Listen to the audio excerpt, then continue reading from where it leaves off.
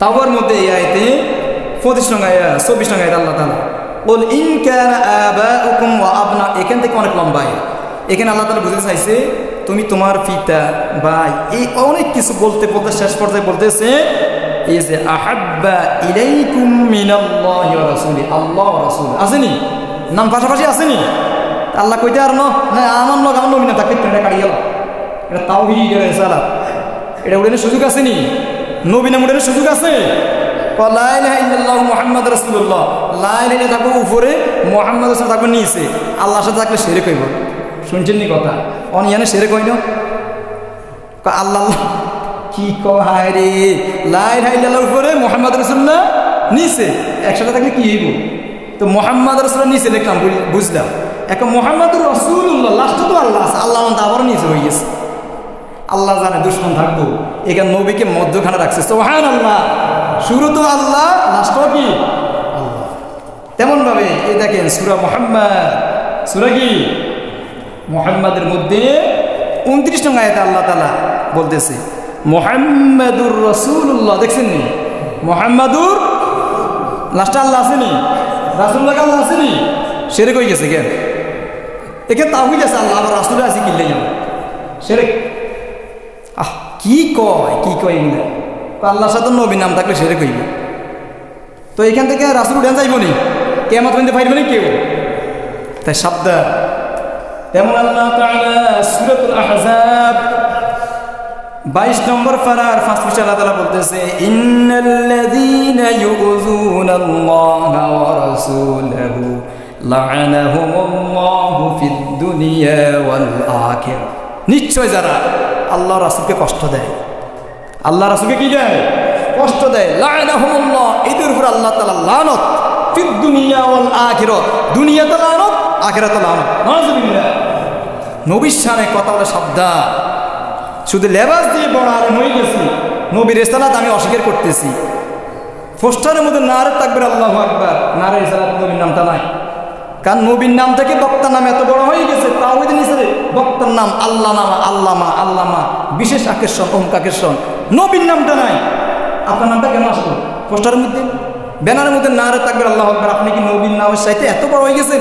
আপনার নামটা কেন থাকবে এখানে? এখানে শিরক হয় না? কি কো শিরক? শুধু শিরক না বুঝি নবীর শান কোথায়? পোস্টারে আমার নাম থাকতে পারে, আমার নবীর নাম থাকবে না। আপনি নারে রিসালাত ইয়া রাসূলুল্লাহ, ইয়া আপনার বলতে সমস্যা। আমি কোরআন বিভিন্ন জায়গায় বলছি ইয়া আইয়ুহান নবী, ইয়া নিসা, ইয়া আইয়ুহার রাসূল, ইয়া মূসা, ইয়া ঈসা, কত জায়গায় ইয়া বলতে এত সমস্যা। আপনি এটা তো বলতে পারেন নারে রিসালাত মুহাম্মাদুর রাসূলুল্লাহ, আপনি কষ্ট এতটুকু এটা তো বলতে পারেন, এটা তো বলেন না। নারে রিসালাত মুহাম্মাদুর রাসূলুল্লাহ স্লোগান রাখে, রিসালাত স্লোগান রাখে, তাহলে তাওহীদের স্লোগানের নিচে আপনার নামটা এখানে শিরক হয় নাই, নবীর নামটা থাকলে আপনার চুলকানি উঠে যায়। আপনি এত পাওয়ারফুল হয়ে গেছেন বক্তা। কোথায় নবী, কোথায় আমার মতো আপনি সরিয়া মৌলবী, কোথায় সাহাবে কেরাম, কোথায় আমি আপনি, কোথায় ইমাম শাফিঈ, তাবে ইমাম আবু হানিফা, মালিক, হাম্বল, কোথায় স্যার খলিফা আবু বকর, ওমর রাদিয়াল্লাহু আনহু, কোথায় বরকত জিলানী, খাজা মুর্শিদ গরিব নওয়াজ, সুফি বাহাউদ্দিন, আউলিয়া কেরাম যারা, তাদের থেকে আমি আপনি এত বুজুর্গ হয়ে গেছি, পোস্টারের মধ্যে নবীর নাম থাকতে পারবো না, আমাদের নাম থাকবো। তাহলে সূরাতুল ইখলাস যেটা তাওহীদের সূরা আমরা তাওহীদ বলি, এখানে একমাত্র আল্লাহ তাআলাকে, আল্লাহ তাআলার বংশ পরিচয় আল্লাহ তাআলা এখানে তুলে ধরলেন। কুল হুয়াল্লাহু আহাদ আল্লাহুস সামাদ লাম ইয়ালিদ ওয়া লাম ইউলাদ ওয়া লাম ইয়াকুল লাহু কুফুয়ান আহাদ। এখানে তো আল্লাহ তাআলা বলতেছে ও শুরুতে কি ওই বলুন, আপনি বলুন, ওল আপনি বলতে তিনি কে? আমাদের নবী। এটা আমরা তাওহীদের সূরা বলি, কিন্তু এখানেও রিসালাত, এখানেও কি কোনো সূরা বাদ নাই। নবীকে বলা মানে নবীকে কিন্তু বলতে বলতে আপনি নবী বলে দিন, ওল আপনি বলুন, হুয়া তিনি, আল্লাহ আহাদ এক অদ্বিতীয়, আপনি বলুন যে আল্লাহ তাআলা একজন। আমাদের নবীকে বলতে বলছে আমাদের কাছে। তাহলে তাওহীদের সূরা যেটা বলি কুল হুয়াল্লাহু আহাদ, এই সূরার মধ্যে তো নবী বাদ নাই, আসেনি? বল দিয়ে আল্লাহ তার নবীকে বুঝাইতেছে, হে নবী আপনি বলুন। তার নবীর সামনে বেয়াদবি চলবে না, যারা নবীর সাথে বেয়াদবি করছে ক্ষতিগ্রস্ত ক্ষতিগ্রস্ত।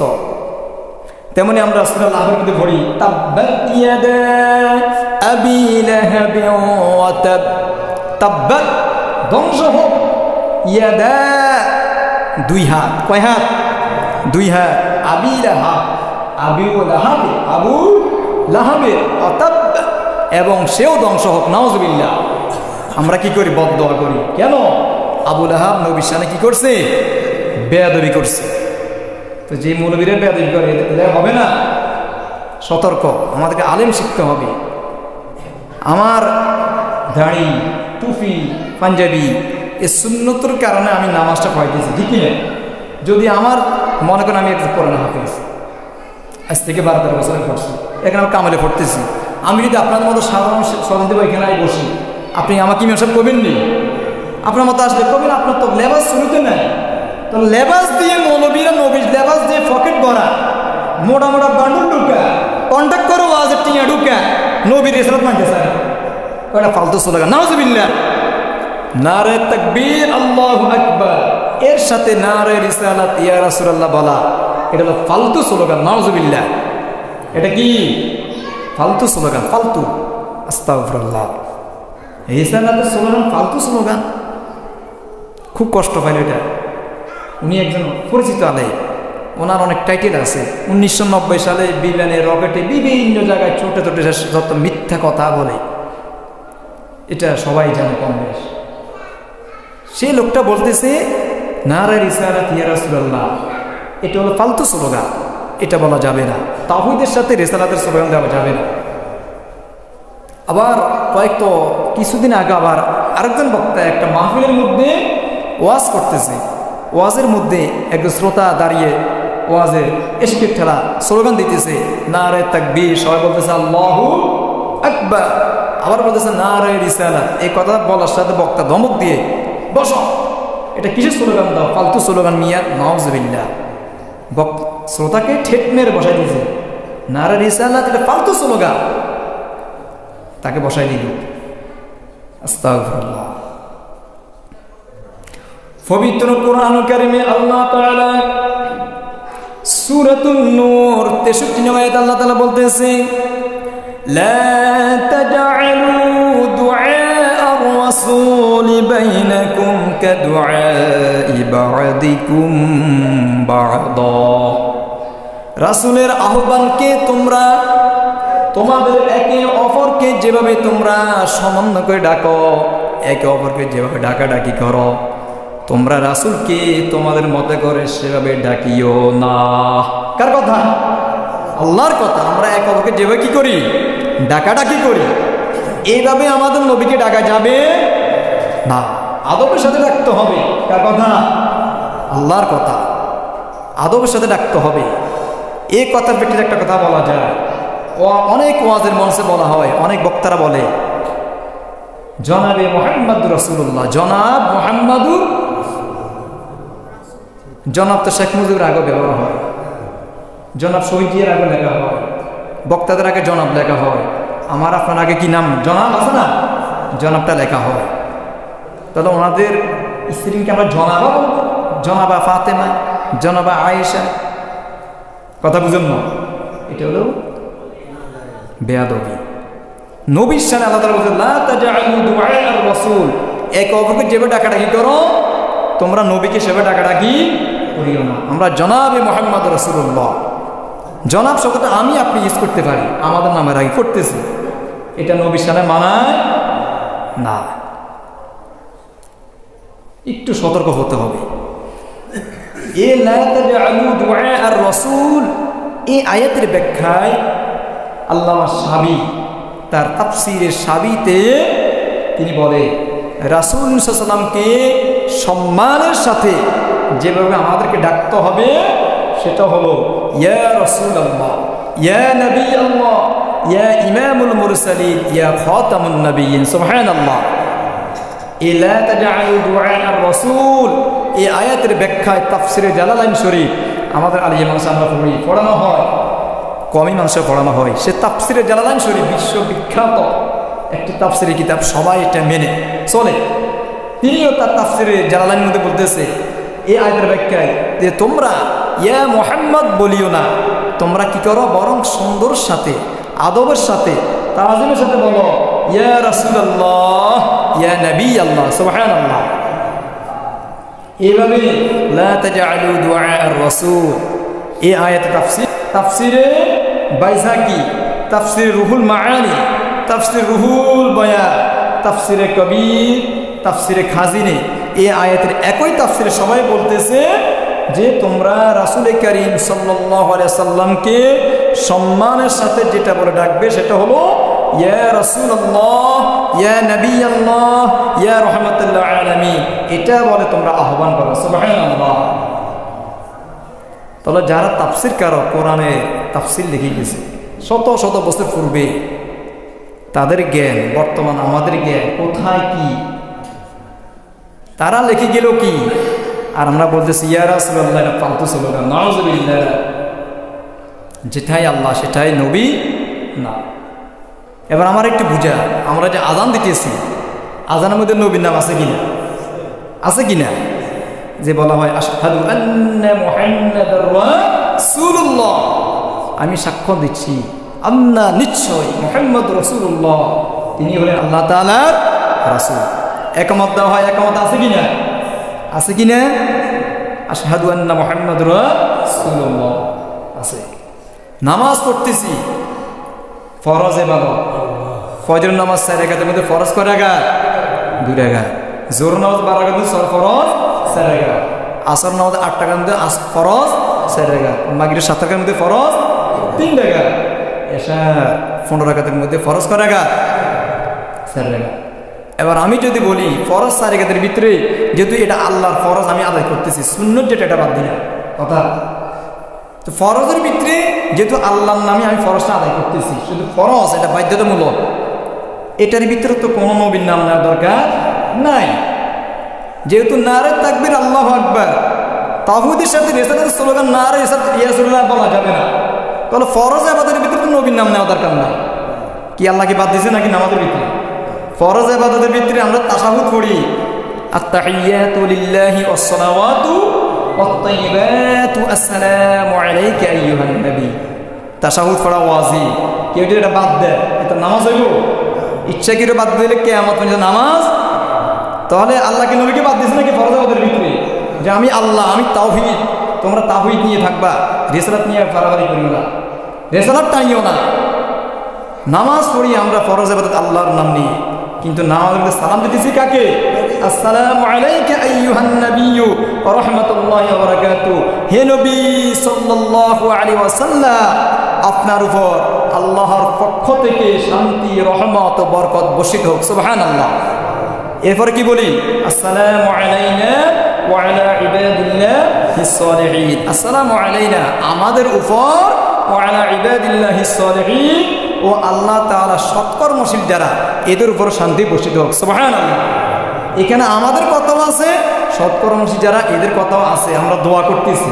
এখন আমি তো বলতে পারি ফরজ যেহেতু আল্লাহ, এটার ভিতরে কিল্লাঙ্গর আবার ঢুকাইল, নবীকে কিল্লে ঢুকাইল, যেহেতু তাওহীদের সাথে রেসাত লেখা যেত না, এখান থেকে বাদ দেওয়ার সুযোগ আছে? পারবি নি কেউ? কিয়ামত পর্যন্ত বাদ দিতে পারবো?